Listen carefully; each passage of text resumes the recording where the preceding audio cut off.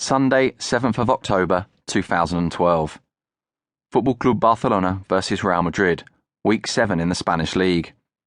It is the first meeting of the season between the two greatest rivals in the sport, in any sport, and it is huge, for what it symbolises off the pitch, as well as what it means on it. On the morning of the game, the headline in the Catalan newspaper La Vanguardia asks, "Only football?" They know the answer. Barcelona versus Real Madrid is never just football, and today less than ever. This clash is billed as the most political match of them all, certainly since the death of General Francisco Franco in 1975.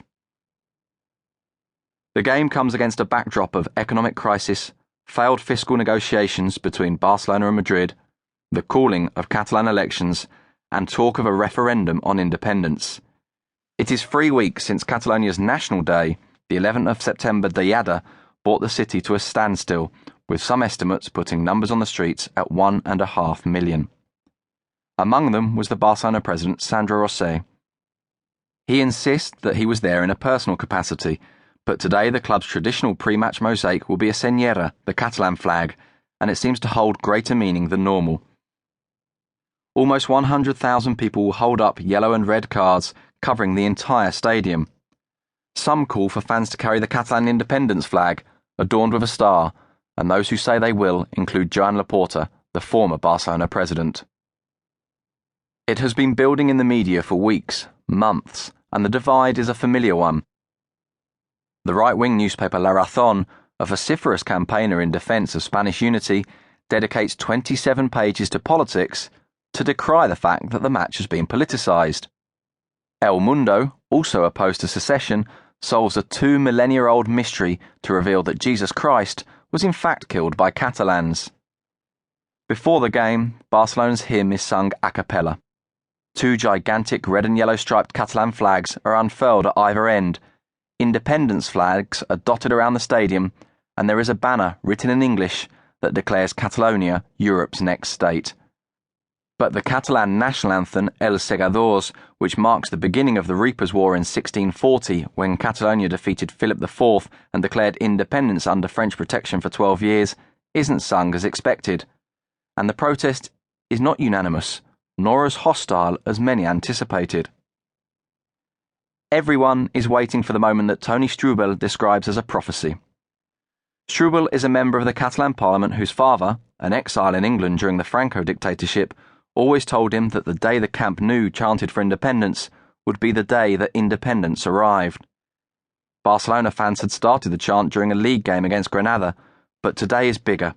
Today they play Real Madrid. And when the stadium clock ticks up to 17 minutes and 14 seconds, the chant begins.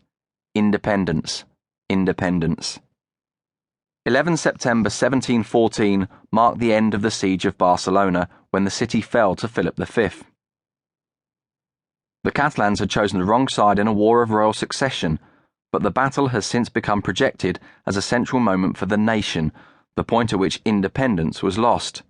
The Diada celebrates defeat, a fact that is not lost on many, both inside and outside Catalonia, seen as somehow symbolic of the Catalan mindset, and reinforces the idea of Madrid as the natural enemy.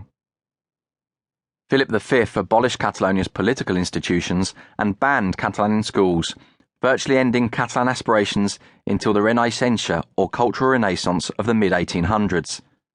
A Catalan parliament, the Mancomunitat, was set up in 1914, but abolished by the dictatorship of General Miguel Primo de Rivera in 1925. With Primo de Rivera's fall and the arrival of the Second Republic, Spain's first real democracy, Catalonia was granted autonomous government, but the outbreak of the Spanish Civil War and dictatorship under General Francisco Franco brought those ambitions to an end. Following his death, Catalonia now has significant autonomous powers, but polls suggest that over 50% of Catalans want independence. Today, some at the Camp Nou certainly do, and in many minds that political battle is played out on the football pitch. Only this morning, Barcelona defender Gerard Piqué has been forced to distance himself from a statement in which he said that Barcelona versus Madrid is Catalonia versus Spain. But Laporta has no doubts. At one level, that's true, he says. It's a sporting confrontation with political connotations. Madrid has always represented